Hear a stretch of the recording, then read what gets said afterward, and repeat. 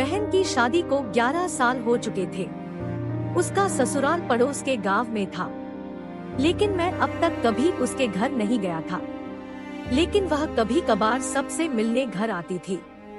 एक दिन मेरी पत्नी ने मुझसे कहा कि तुम्हारी बहन जब भी आती है तो उसके बच्चे पूरे घर पर कब्जा कर लेते हैं और बहुत परेशान करते हैं। पूरे घर में सामान फैला देते हैं। खर्चा तो 2 गुना बढ़ जाता है। तुम्हारी माँ तो चोरी चुपके से उसे साबुन, वॉशिंग पाउडर, चावल और दाल यह सब चीजें देती रहती है। यह सब सुनकर मुझे बहुत गुस्सा आया।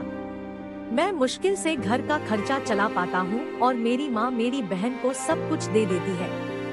एक बार बहन घर आई थी, तभी उसके बेटे ने टीवी का रिमोट ही तोड़ दिया। मुझे गुस्सा आ गया और मैंने अपनी माँ से कहा कि दीदी को ऐसे बार बार घर नहीं आना चाहिए, बस दिवाली पर ही आया करे और जो तुम झोला भर के सामान देती हो वह भी बंद कर दो। माँ ने कुछ नहीं कहा, पर बहन ने सब सुन लिया था, लेकिन वह भी कुछ नहीं बोली। 5 बज चुके थे। उसने अपने बेटे को तैयार किया और कहा, भाभी मुझे बस स्टॉप तक छोड़ दो। मैंने ऐसे ही झूठ मूठ दीदी को बोला, जा रही हो दीदी, कुछ दिन और रुक जाती। उसने मुस्कुराते हुए कहा, अरे नहीं, बच्चों की छुट्टियां खत्म हो रही है, हमें जाना चाहिए अब। एक दिन हम दोनों भाइयों के बीच जमीन का बंटवारा होने वाला था। तभी दीदी भी आई थी, लेकिन मैंने उनसे सीधे कह दिया कि मैं अपने हिस्से से कुछ नहीं दूंगा। माँ ने कहा कि बेटी का भी अधिकार होता है, लेकिन मैंने उसे चिल्लाकर कहा कि मैं उससे कुछ नहीं दूंगा। दीदी सामने बैठी थी पर कुछ नहीं बोल रही थी।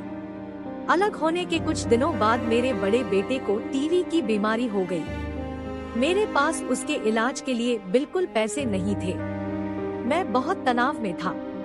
ऐसे ही एक दिन मेरी बहन घर आई और मेरे पास बैठ गई। उसने अपना हाथ मेरे सिर पर फेरा और कहा कि तुम तनाव में हो क्या? मैं तुम्हारी बड़ी बहन हूँ, मैंने तुम्हें बचपन से पाला है, तुम्हें जानती हूँ मैं, और तुम मुझसे भी ज्यादा बड़े दिखते हो।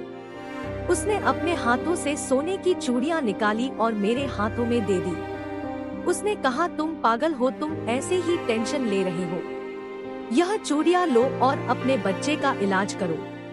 वह धीरे से बोली, चूड़ी के बारे में किसी को मत बताना, तुम्हें मेरी कसम है। उसने फिर से अपना हाथ मेरे सिर पर फेर दिया। उसने मुझे 1,000 रुपए दिए। उसमें 50 और 100 के नोट थे। शायद उसने बचत करके जमा किए होंगे। यह पैसे जेब में रखते हुए बोली कि बच्चों को जो चाहिए ले लो और इस तरह टेंशन लेकर मत बैठो। चलो, मुझे अभी जाना है। बच्चे स्कूल गए थे, इसीलिए सोचा जल्दी जाकर भाई को मिलकर आऊं, इसीलिए आ गई। तभी मेरा ध्यान दीदी के पैरों पर गया। उसने टूटी हुई चप्पल पहन रखी थी और पुराना दुपट्टा पहना था। वह जब भी घर आती थी, उसके कंधे पर हमेशा वही दुपट्टा रहता था। बहुत जल्दबाजी में चली गई और मैं कुछ नहीं बोल पाया। हाथों में वह चूड़ियां लिए मैं जोर जोर से रो रहा था। हम भाई कितने स्वार्थी होते हैं ना, पल भर में बहन को पराया कर देते हैं और बहनें अपने भाई का जरा सा भी दर्द बर्दाश्त नहीं कर पाती। उसके घर में वह कई समस्याओं का सामना करती है। हमें थोड़ा समय देकर और अपनी बहन से हालचाल पूछना चाहिए। बस एक पल के लिए मुस्कुराएंगे, उतना काफी है। उन्हें हमसे और कुछ नहीं चाहिए होता है।